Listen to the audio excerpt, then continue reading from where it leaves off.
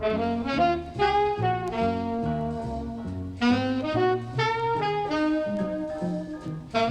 the United States become involved in war with Japan, the British declaration will follow within the hour.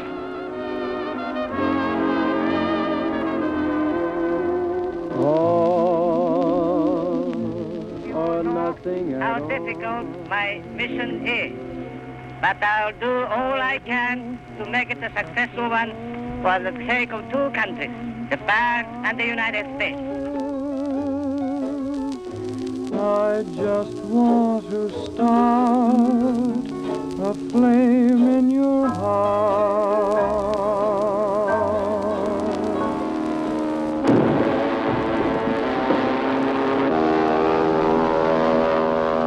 Yesterday, December 7th, 1941, a date which will live in infamy, the United States of America was suddenly and deliberately attacked by naval and air forces of the Empire of Japan. Pearl Harbor in retrospect, a reliving of the Japanese attack on Pearl Harbor on December 7th, 1941, told by a handful of the men and women who witnessed and suffered the Day of Infamy in person, and dedicated to the 2,500 men who lost their lives in the first moments of World War II.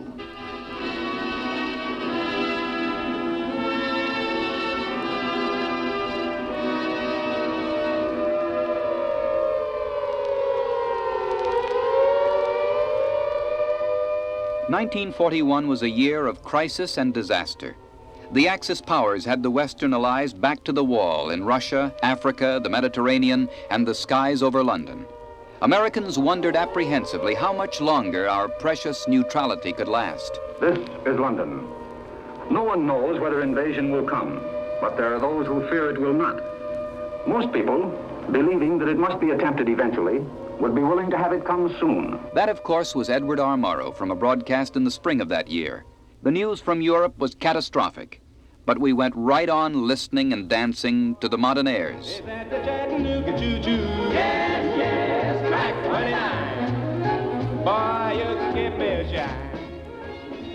Joe Stafford. 'Cause I don't want to walk without you, no siree. And the Andrews Sisters. At night are big and bright, deep in the heart of Texas. The prairie sky is wide and high. Deep in the heart of Pepsi-Cola hits the spot. 12 full ounces, that's a lot. Twice as much for an extra. Remember these? 1941's best. Rinse so white and rinse so bright.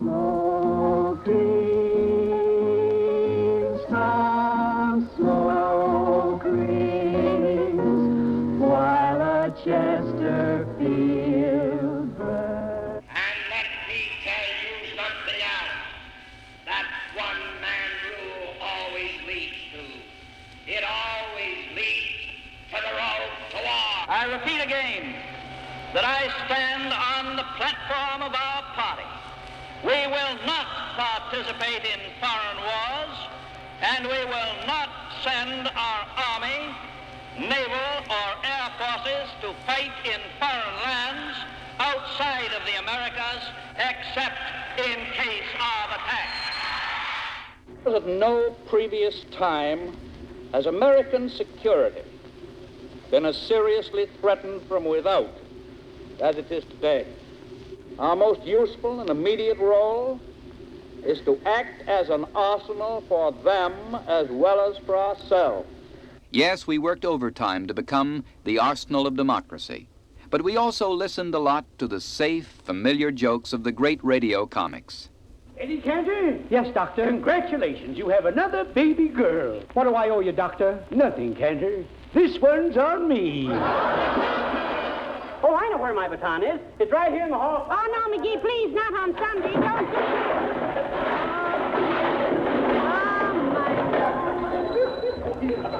Don't do Good morning, Gracie. Good morning, dear. Did you notice the new couple who moved in next door?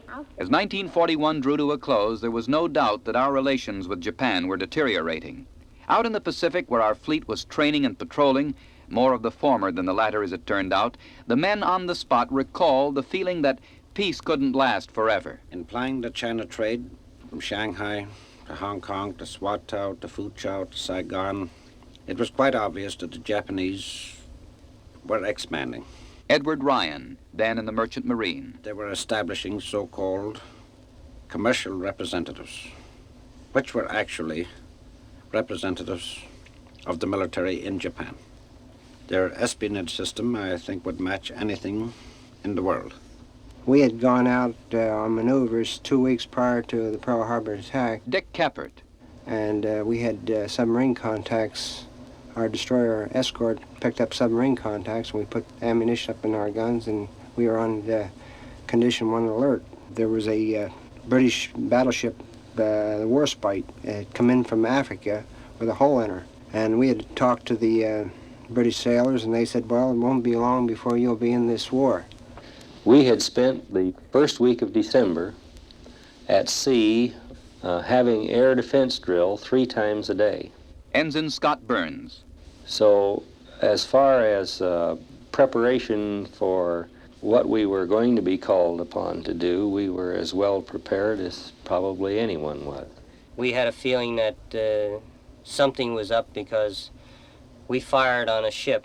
Tom Mahoney. They said they were Panamanian, which we still were in doubt. I was very unhappy because the orders that I had received were that the ammunition boxes, the ready boxes with the 50 caliber bullets in them, had to be kept locked. Lieutenant Bob Kirkpatrick. Later, there would be inquiries about the locked ammo boxes. And this disturbed me considerably. And I went to our gunnery officer about a month before Pearl Harbor and told him that I thought it was quite inconsistent to man these guns and to be on the ready so that if we ever should receive a few planes, was my thinking, a few planes might come in and drop a few bombs and go away, we wouldn't be able to shoot. And some of the same men recalled the carefree life of the 5-day-a-week Navy. Honolulu was a little of a wild town, certain areas. Of course, there was a tremendous population of servicemen there. Lee Goldfarb, radio man. And of course, life at that time was quite wonderful. We spent a lot of time out at the beach at Waikiki. I mean, after all, this is 25 years ago, and we certainly weren't aware of world conditions as we are today. Sometimes we'd meet some girls and have dinner together, and generally got back to the ship before midnight. The golf courses were full every Saturday and Sunday. George Elliott. Before that time, I don't think I even knew what the rising sun emblem meant. These men and the voices you'll hear from now on were eyewitnesses to the Japanese attack on Pearl Harbor. They all agreed on one thing. Whatever happened, Hawaii was safe. The papers suggested that Japan might be preparing for a big push into Southeast Asia, but an attack on Hawaii 6,000 miles away was not only impossible for the Japanese, it was impractical. The Japanese couldn't be that crazy. As Norman Tant, a young man stationed in the Philippines, declared, After all, those Japanese couldn't fly airplanes, especially at night. They were night blind due to the types of diet they had. In fact, one ranking officer exclaimed, hell, this war wasn't supposed to start until next April.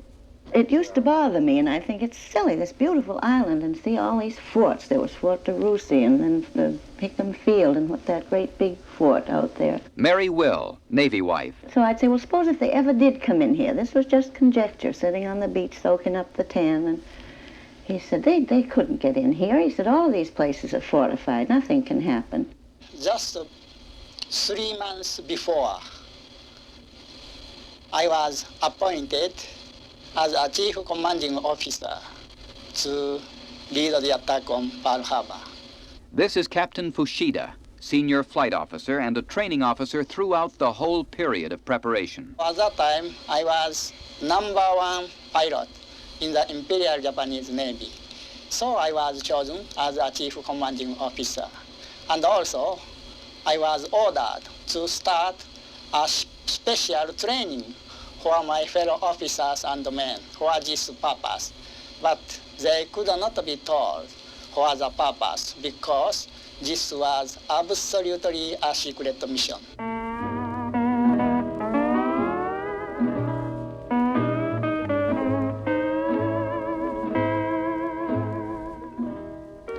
The night before was comparatively quiet. I was on the watch.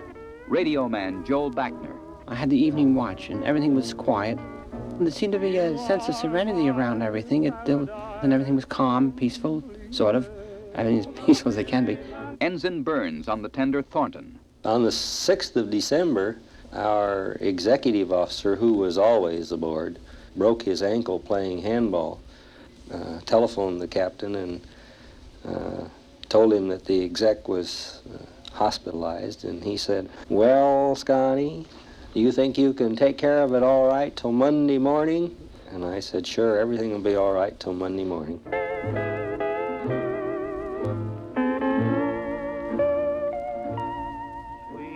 I was transferred out to a lonely location on top of a mountain, just about as far away from Pearl Harbor as I could possibly get without being in the ocean. This is George Elliott, who with Joseph Lockhart, both privates, was busy practicing on a new detection device known today as radar.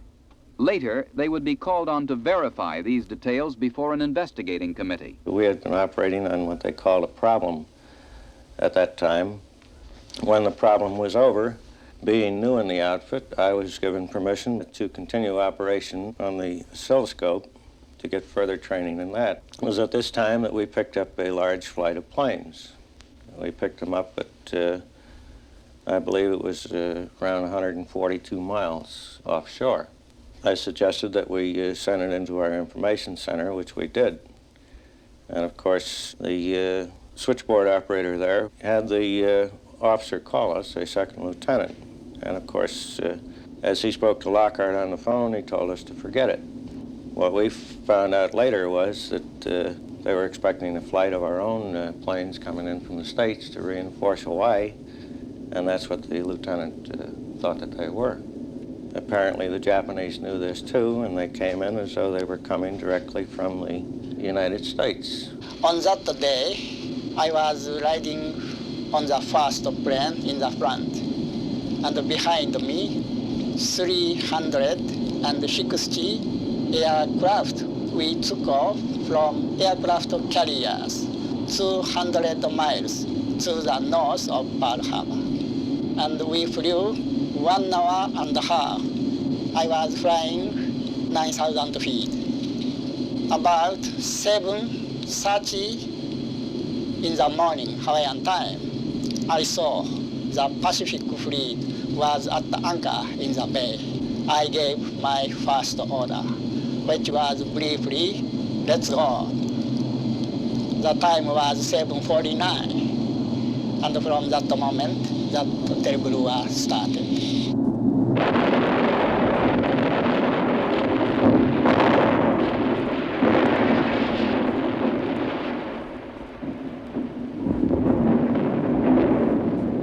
As I came up the top of the hatchway, it was 5 minutes till 8, and the Marines were stationed on the fantail, ready to hoist colors at 8 o'clock.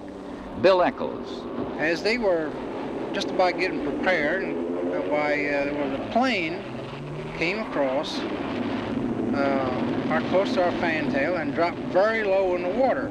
And suddenly we realized it was a Japanese torpedo bomber, and it dropped its first torpedo. But the thing is, it was the first torpedo plane to make its attack on Battleship Row, which is straight across from where we were docked. And we were all stood there in amazement, not knowing what to do. We realized it was a Japanese plane, but we just were stunned and dumbfounded and just actually stood there and watched this torpedo go through the water and hit its target on the other side, which at the time, as a matter of fact, was USS Oklahoma. Joe Hydrusko. Naturally, when we heard the explosions, you thought that it was just a regular Navy mishap or accident. Tom Land.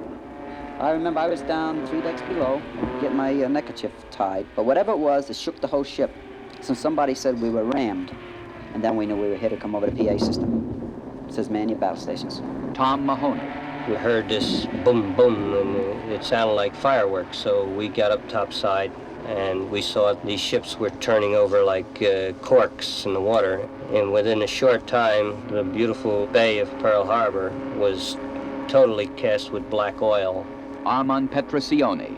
And when they told us the Japs, we says, go on to bed, you're full of baloney. He says, probably the Army down here on maneuvers. There wasn't a man there that could say he wasn't scared. In fact, I'm Italian descent. I was saying prayers in Italian besides English, and if I knew any other language, I would have said them too. But we had fellas jumping manholes. You didn't know where to go or what to do. Commander Hillenketter. I had finished breakfast, and at about 10 minutes of 8 in the morning, the Marine orderly came into my cabin and said, "Sir, the Japanese are attacking." I couldn't believe it and told him to go back up and ask the officer deck what was really occurring. Just at that moment, there was a big thud and a bump, which was the first torpedo hitting the port side of the West Virginia. Marty Fishbein. Didn't possibly think that they would have the nerve to attack us. But I saw that big red circle on there, and I could, well, it looked like you'd hit him with a potato. He was so close. Connie Mineo. Remembered of old kitchen we used to have in the areas. They were fed by oil. And occasionally they made a big boom, and we all had a big laugh out of it, thinking that one of the kitchens blew up again, watching an old cook come out there with a black face. But it wasn't so. Scott Burns. My roommate burst into our room with the words, "Burns, we're being bombed." There was never any question in my mind at all that this was a practical joke or that it was a mistake. I also knew that I was the senior officer on board ship at the time. Prentice Will and his wife Mary. Within a minute or two after having hung up the receiver, the phone rang again. And with that, I jumped out of bed to answer the phone myself. It was a friend, a member of my driving squad. He said, "Turn on the radio," and which we did quickly. And I heard this noise in the background, and I said, "The war is on." So I rushed out to get some coffee and breakfast because he was getting ready to go. He just took a banana and took off. But the minute he'd taken off, there was I alone in the house, and I thought, I may never see him again. When the news reached the mainland, people refused to believe what they heard on their radios. We interrupt this program to bring you a special news bulletin. The Japanese have attacked Pearl Harbor, Hawaii by air, President Roosevelt has just announced. The attack also was made on all naval and military activities on the principal island of Oahu.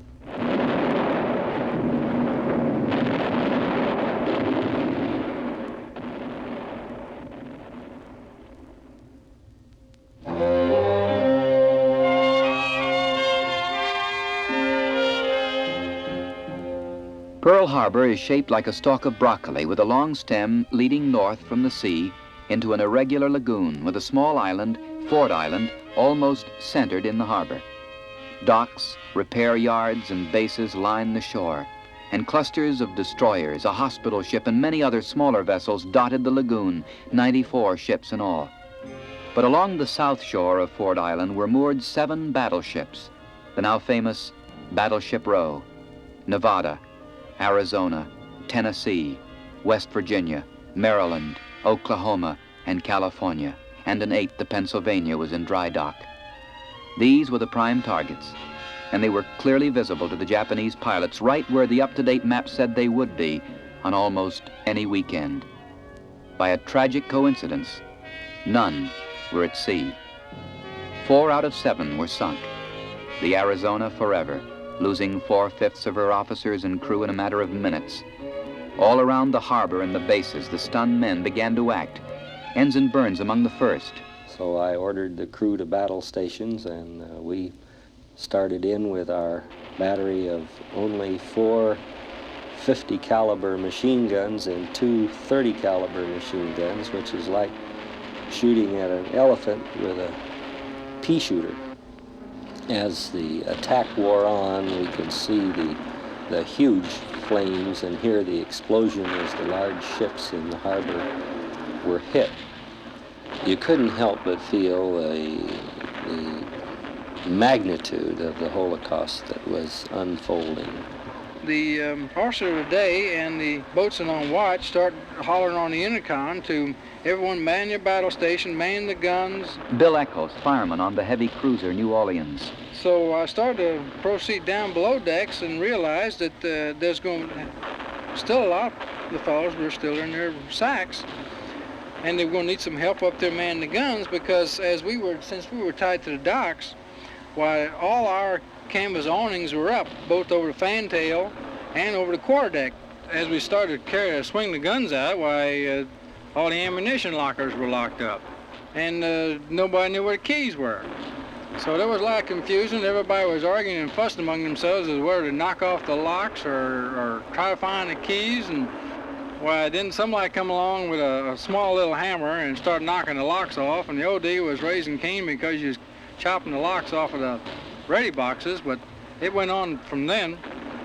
And then I could see that there was enough people up there. And since I didn't know too much about the 5-inch guns, I figured, well, I better get on down my battle station.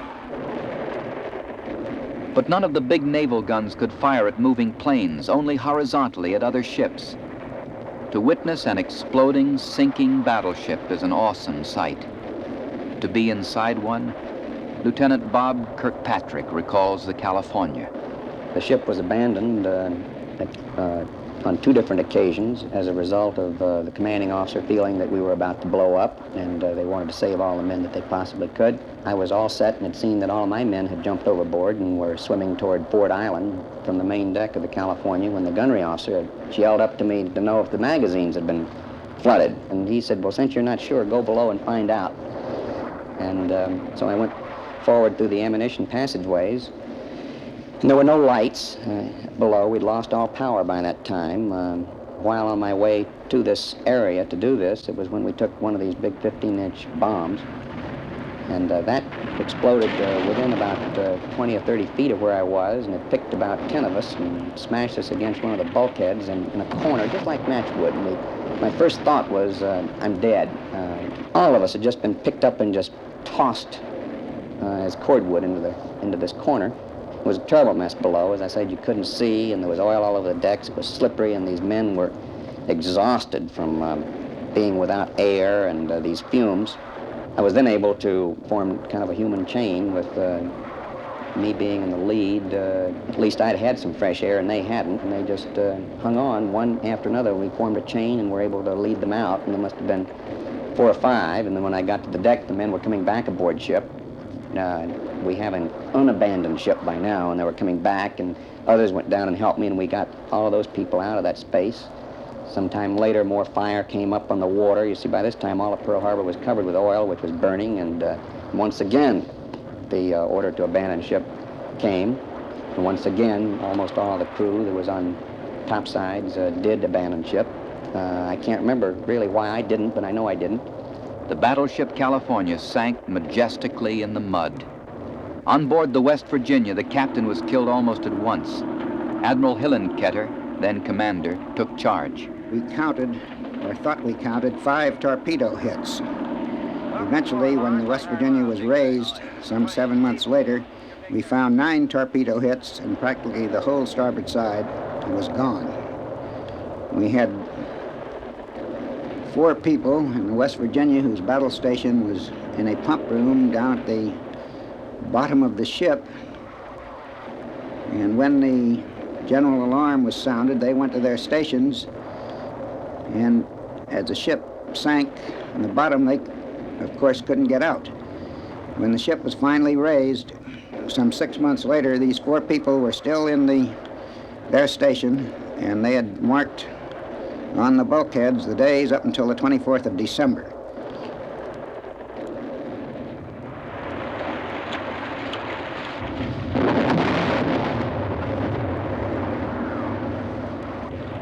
On the other side of Ford Island, the elderly battleship Utah, planked up for use as a target ship, was an early casualty. Seaman Tom Lamb, 18 years old at the time, recalls, I'd say she must have went over tops 10 minutes. We took about 3 torpedoes out of, I guess, roughly 5 or 6 bombs. Now she's almost down. They said abandoned ship. So I figured I'd wait until I jumped over the side. The reason I waited because other fellows that went over the side, they were getting machine gun at the time. They were scraping us. And I went down. And the ship now is just about over. I was going down. I could feel myself actually getting pulled with the ship a little bit. And I swam underwater because I knew they were still machine gunning up there. And I came up, and as I was swimming into shore, there was other fellas, and a few of these guys had life jackets on, and of course they were machine gun. Our ship went over in about 8 minutes to 10 minutes. She was over. We have men still entombed in Utah.